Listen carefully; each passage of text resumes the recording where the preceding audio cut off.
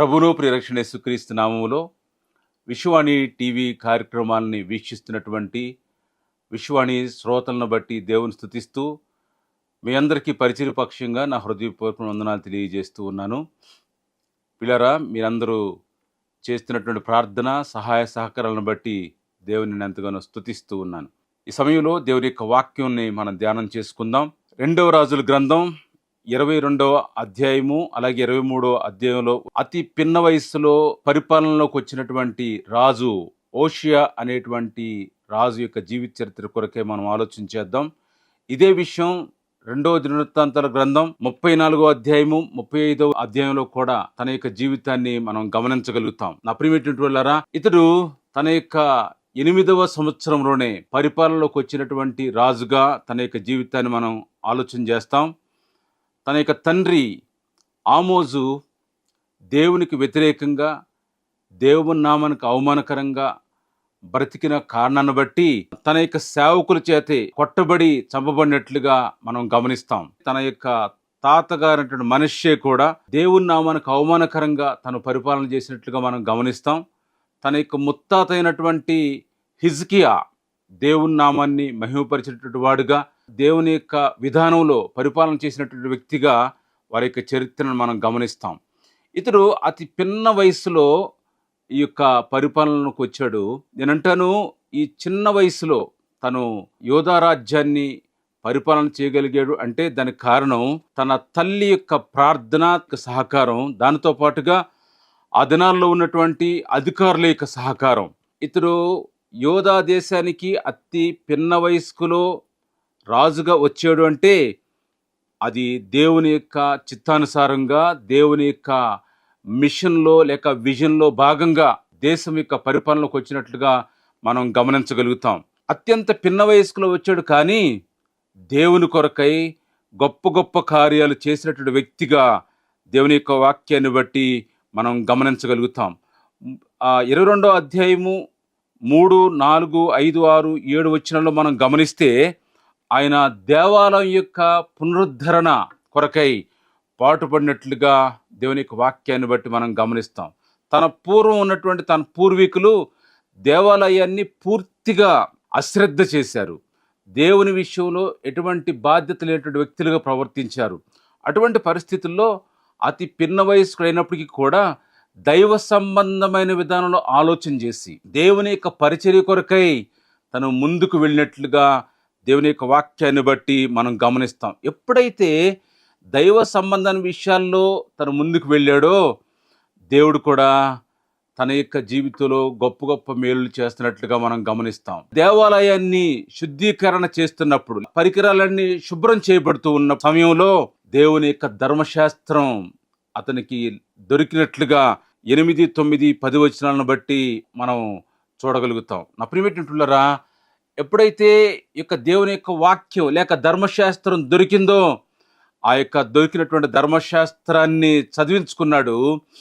దానిలో ఉన్నటువంటి మాటలు తన హృదయాన్ని సరిచేయగలిగాయి. ఒకలాంటి పశ్చాత్తాపానికి గురయ్యాడు. ఎందుకోసమంటే దేవుని యొక్క ఉగ్రత ఎలా ఉంటుందో తనకు అర్థమైంది. దేవుని యొక్క మాటలు ఉన్నటువంటి ప్రేమ తనకు అర్థమైంది. ఇప్పుడు తన యొక్క హృదయాన్ని సరిచేసుకోవడానికి ఇష్టపడ్డాడు.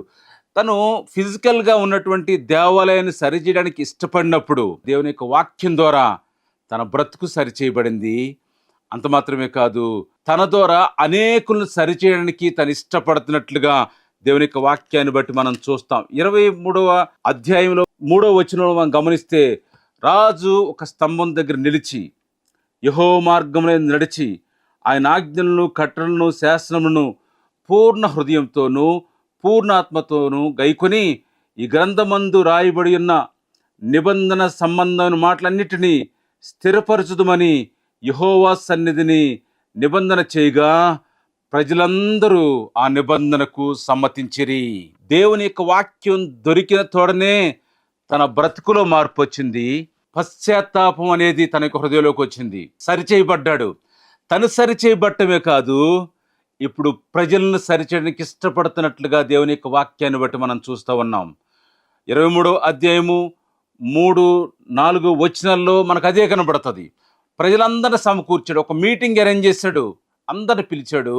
దేవుని యొక్క గొప్ప మార్గం కొరకై తను ప్రచురిస్తున్నట్లుగా మనం చూస్తున్నాం. తను ఒప్పించబడిన విధానాన్ని తెలియపరుస్తూ ఉన్నాడు.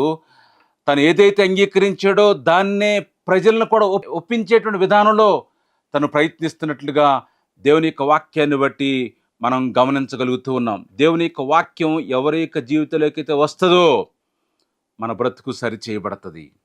మన బ్రతుకులో ఆశీర్వాదకరమైనటువంటి పరిస్థితులు అనుభవించగలుగుతాం. ఎప్పుడైతే ఈయన ప్రజల్ని ఆత్మ సంబంధ విధానంలో ప్రోత్సహిస్తూ ఉన్నాడో తన రాజ్యంలో ఉన్నటువంటి విగ్రహాలన్నీ తీసివేయబడుతున్నట్లుగా దేవుని యొక్క వాక్యాన్ని బట్టి మనం చూస్తాం. 23వ అధ్యాయము 6వ వచనం చూస్తే, యెహోవా మందిరమందున్న అషారాదేవి ఆ ప్రతిమను యెరూషలేము వెలుపలనున్న కిద్రోను వాగు దగ్గరకు తెప్పించి కిద్రోను వాగు ఒడ్డున దాన్ని కాల్చి త్రొక్కి పొడుము చేసి ఆ పొడుమును సామాన్య జనుల సమాధుల మీద చల్లెను అనేటువంటి మాట మనం చూస్తూ ఉన్నాం. మనం గమనిస్తే అప్పటి వరకు ఎంతో కాలంగా ఈ విగ్రహారాధన అషారాదేవి యొక్క ప్రతిమలు ఆ రాజ్యములో పాతుకుపోయి ఉన్నాయి. ఎప్పటి నుంచో వస్తున్నటువంటి ఆచారాలు. ఇతడు పిన్న వయస్సులో ఉన్నటువంటి లేక యవ్వనంలో ఉన్నటువంటి ఆ చిన్న రాజు కానీ ధైర్యం వహించాడు. తన రాజ్యంలో ప్రజల్ని బాగు చేసడానికి ఇష్టపడుతూ ఉన్నాడు. అంత మాత్రమే కాదు, ఎప్పటి నుండో తన రాజ్యంలో ఉండిపోయినటువంటి ప్రతిమలను తీసివేస్తున్నాడు. అంటే అన్యాచారాలను తీసివేస్తా ఉన్నాడు.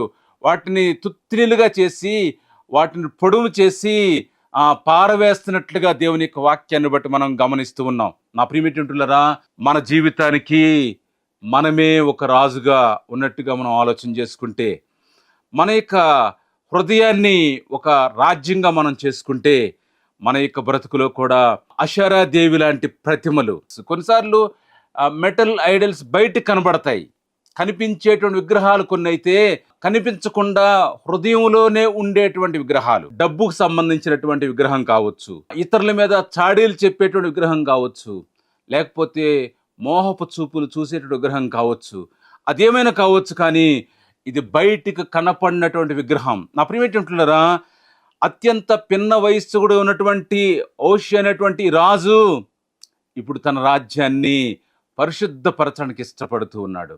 ఎప్పటి నుంచో పాతుకుపోయినటువంటి విగ్రహాలని తీసి పారవేయడానికి ఇష్టపడుతూ ఉన్నాడు. చాలా మంది తనకంటే సీనియర్స్, సామంతరాజులు ఉండుంటారు, సీనియర్ అఫీషియల్స్ ఉండుంటారు. వీడేంటారు నిన్న కాక మొన్నొచ్చి ఇవన్నీ తీసేస్తానంటాడేంటి, మనకి ఎప్పటి నుంచో ఉన్నటువంటి ఆచారాలు వాళ్ళ తల్లిదండ్రులు చేశారు, ఇతనేంటి కొత్తగా ఈ విధంగా మార్పులు చేస్తాడని చెప్పి విమర్శించుండొచ్చు. కానీ ఎప్పుడైతే తన యొక్క బ్రతుకులోకి దేవుని యొక్క ధర్మశాస్త్రం వచ్చిందో, దేవుని వాక్యం చేత ఒప్పించబడ్డాడో, తన బ్రతుకు సరిచేయబడింది. తనతో పాటుగా తన ప్రజల యొక్క బ్రతుకును సరిచేయడానికి ఇష్టపడుతూ ఉన్నాడు. ఇప్పుడు ఏదైతే వారి యొక్క రాజ్యంలో లేక వాళ్ళ బ్రతుకులో ఉన్నటువంటి విగ్రహాలు, దేవునికి అయిష్టమైనటువంటి కార్యాలని తీసి పారవేయడానికి ఇష్టపడుతున్నట్లుగా దేవుని యొక్క వాక్యాన్ని బట్టి మనం చూస్తూ ఉన్నాం. ఎప్పుడైతే ఈ పాపం లేకపోతే శాపగ్రస్తమైనటువంటి పరిస్థితులు సరిచేయబడతాయో, మన యొక్క బ్రతుకుల్లో నిజమైనటువంటి ఆరాధన అనేది ప్రారంభం అవుతుందని దేవుని యొక్క వాక్యాన్ని బట్టి మనం చూడగలుగుతాం. 23వ అధ్యాయము 2వ రాజుల గ్రంథం 22వ వచనం చూస్తే, ఇజ్రాయేలులకు న్యాయం నడిపించిన న్యాయాధిపతులున్న దినముల నుండి ఇజ్రాయేల్ రాజుల యొక్కయు యోధా రాజుల యొక్కయు దినములన్నిటి వరకు ఎన్నడూనూ జరగనంత గొప్పగా ఆ సమయమందు పస్కా పండగ ఆచరింపబడిను. శుద్ధీకరించబడినటువంటి తన యొక్క రాజ్యంలో ఇంతకు ముందు ఎన్నడూ జరగనటువంటి గొప్ప వర్షిప్, ఆరాధన ప్రారంభమైనట్టుగా దేవుని యొక్క వాక్యాన్ని బట్టి మనం గమనిస్తూ ఉన్నాం. ఇజ్రాయెల్ రాజ్యాన్ని ఉమ్మడి రాజ్యంగా పరిపాలించిన 3 రాజులైతే ఈ యొక్క రాజ్యం 2గా చీలిపోయిన తర్వాత ఉత్తర రాజ్యం 19 మంది రాజులు పరిపాలన చేస్తే, యూదా దేశాన్ని 20 మంది రాజులు పరిపాలన చేసినట్లుగా మనం గమనిస్తూ ఉన్నాం. మొత్తం 42 మంది రాజులు యొక్క రాజ్యాలను పరిపాలన చేసినట్లుగా దేవుని యొక్క వాక్యాన్ని బట్టి మనం చూస్తాం. ఇందులో 16వ రాజుగా అత్యంత పిన్న వయసుకున్నటువంటి ఓషి అనేటువంటి ఈ రాజు ద్వారా రాజ్యం సరిచేయబడింది, దేవాలయం శుద్ధీకరించబడింది. ఇప్పుడు ఉన్నతమైనటువంటి వర్షిప్ అక్కడ స్టార్ట్ అయినట్లుగా దేవుని యొక్క వాక్యాన్ని బట్టి మనం చూస్తూ ఉన్నాం. నా ప్రియమైనటువంటివారా, మన యొక్క బ్రతుకులోకి ఎప్పుడైతే దేవుని యొక్క వాక్యం వస్తుందో సరిచేయబడతాం. మన హృదయాల్లో ఉన్నటువంటి ప్రతిమలు దూరం అయిపోతాయి. అప్పుడే మన యొక్క జీవితంలో నిజమైనటువంటి వర్షిప్ అనేది వస్తుంది. నిజమైనటువంటి ఆరాధన జీవితాన్ని మనం కలిగి లోకంలో జీవించగలుగుతాం. ఒకసారి మనం పరిశీలన చేసుకుందాం. మన యొక్క జీవితమైనటువంటి ఈ రాజ్యంలో దేవునికి వ్యతిరేకమైనటువంటి పరిస్థితులు ఉన్నాయా, లేక దేవునికి అనుకూలమైన పరిస్థితులు ఉన్నాయా? ఒకసారి పరిశీలన చేసుకుందాం. ఎప్పుడైతే మనం సరిచేయబడతామో అప్పుడు మనం ఇతరులకు ఆశీర్వాదకరంగా బ్రతుకుతాం. నీవు నేను రక్షింపబడ్డాం. దేవుని యొక్క వాక్యం రావడాన్ని బట్టి మన బ్రతుకులు సరిచేయబడ్డాయి. మన బ్రతుకుల్లో ఉన్నతమైనటువంటి ఆరాధన మనం చేయగలుగుతున్నాం. మనం ఎంతోమంది యొక్క హృదయాల్లో ఉన్నటువంటి ప్రతిమలు లేక శుద్ధీకరించబడి సరిచేసేటువంటి బాధ్యత సరిచేయబడినటువంటి మనకు దేవుడిచ్చాడు. నా ప్రియమైనటువంటివారా, ఈ చిన్న రాజు సరిచేయబడ్డాడు. తను సరిచేయబట్టమే కాకుండా తన రాజ్యాన్ని సరిచేశాడు. ప్రతిమలను తీసివేసి పారవేశాడు. ఇప్పుడు ఉన్నతమైన ఆరాధన తన రాజ్యంలో జరిగించడానికి ఇష్టపడ్డాడు. నీవు నేను కూడా దేవుని యొక్క వాక్యం ద్వారా సరిచేయబడినటువంటి వారంగా మనకు దేవుడు ఒక బాధ్యతను ఇస్తున్నాడు. సరిచేయబడిన మనము అనేకులను సరిచేయడానికి, కొండల్లో, లోయల్లో, అడవుల్లో, ఎడారుల్లో నశించిపోతున్నటువంటి గ్రామాల్లో సువార్త అందిస్తే గ్రామాలు శుద్ధీకరించబడతాయి. నిజమైనటువంటి ఆరాధికులు అక్కడ తయారవుతారు. నా ప్రియమైనటువంటివారా, ఈ రాజు కొరకై బైబిల్లో రాబడినటువంటి ఒక శ్రేష్టమైన మాట 25వ వచనం చూస్తే, అతనికి పూర్వం ఉన్న రాజుల్లో అతని వలె పూర్ణ హృదయంతోనూ, పూర్ణ ఆత్మతోనూ, పూర్ణ బలముతోనూ యెహోవాకు తిరిగి మోషే నియమించిన ధర్మశాస్త్రం చొప్పున చేసినవాడు ఒకడును లేడు. అతని తర్వాత నిన్న అతని వంటి వాడు ఒకడును లేడైనటువంటి గొప్ప మాట పరిశుద్ధాత్ముడు ఓషి అనేటువంటి రాజు కొరకు పలుకుతున్నట్లుగా దేవుని యొక్క వాక్యాన్ని బట్టి మనం గమనిస్తూ ఉన్నాం. ఈ లోకంలో దేవుడు మనకిచ్చిన రక్షణను బట్టి సంతోషిస్తూ ఉన్నతమైనటువంటి విధానంలో దేవుణ్ణి ఆరాధిస్తూ అనేకులకు ఆశీర్వాదకరంగా మనం బ్రతుకుతే, ఓషి అనేటువంటి రాజుకు దేవుడు ఏ విధంగా అయితే ఆ గొప్ప పేరు పెట్టాడో అటువంటి పేరు నీకు నాకు దేవుడు పెట్టడానికి ఇష్టపడుతూ ఉన్నాడు. ఆలోచించేద్దాం. సువార్త అందినటువంటి ప్రాంతాల కొరకై పాటుపడదాం, ప్రార్థన చేసుకుందాం. మహోన్నతుడా, సర్వాధికారి, సర్వ సృష్టికర్తమైన దేవా, స్తుతులు చెల్లిస్తున్నాను తండ్రి. వాక్యం ద్వారా నాతో మాతో మీరు మాట్లాడిన ప్రతి మాట కొరకు వందనాలు చెల్లిస్తున్నాను తండ్రి. యోధా రాజ్యాన్ని పరిపాలన చేసినటువంటి ఉన్నతమైనటువంటి రాజుల్లో అత్యంత పిన్న వయస్కుడైనటువంటి ఓషి అయినటువంటి రాజు ద్వారా, తన యొక్క జీవితం ద్వారా నాతో మాతో మీరు మాట్లాడిన మాటల కొరకు వందనాలు దేవా. తను ఎప్పుడైతే మీ పని కొరకై పూనుకున్నాడో దేవ, వాక్యం ద్వారా మీరు మాట్లాడారు, సరిచేయబడ్డాడు. సరిచేయబడినటువంటి తన జీవితాన్ని ప్రజలకు చూపించాడు, ప్రజల్లో మార్పు తీసుకుని వచ్చాడు. ప్రభువా, ఎప్పుడైతే సరిచేయబడ్డాడో ఒక ఉన్నతమైనటువంటి ఆరాధన జరిగించేటువంటి వాడుగా మార్చబడ్డాడు నాయన. దేవా, తన కొరకు అత్యున్నతమైనటువంటి పేరుతో నాయన మీరు పిలిచినటువంటి విధానాన్ని మేము చూస్తూ ఉన్నాం. మా బ్రతుకుల్లో కూడా దేవా, నేను మీ కొరకైనటువంటి శ్రద్ధ కలిగినటువంటి వారంగా ఉండటానికి సహాయం చేయండి. మీ వాక్యం ద్వారా సరిచేయబడి అనేకులకు ఆశీర్వాదకరంగా బ్రతుకు సహాయం చేయండి. ముఖ్యంగా కొండల్లో, లోయల్లో, అడవుల్లో, ఎడారుల్లో నశించిపోతున్న ఆత్మల పక్షంగా మేము కూడా నిలబడినట్లుగా సహాయం చేయండి. నశించిపోతున్న గ్రామాల్లో మీ వాక్యం వినిపించబడాలి, అక్కడ నైనా సరిచేయబడాలి నైనా. అక్కడ ఉన్నతమైన మీ ఆరాధన ప్రారంభం కావాలి. కృపదయ చేయండి, మహిమ పొందమని యేసు నామములో వేడుకొంచున్నాం తండ్రి. Amen, amen. Praise the lord.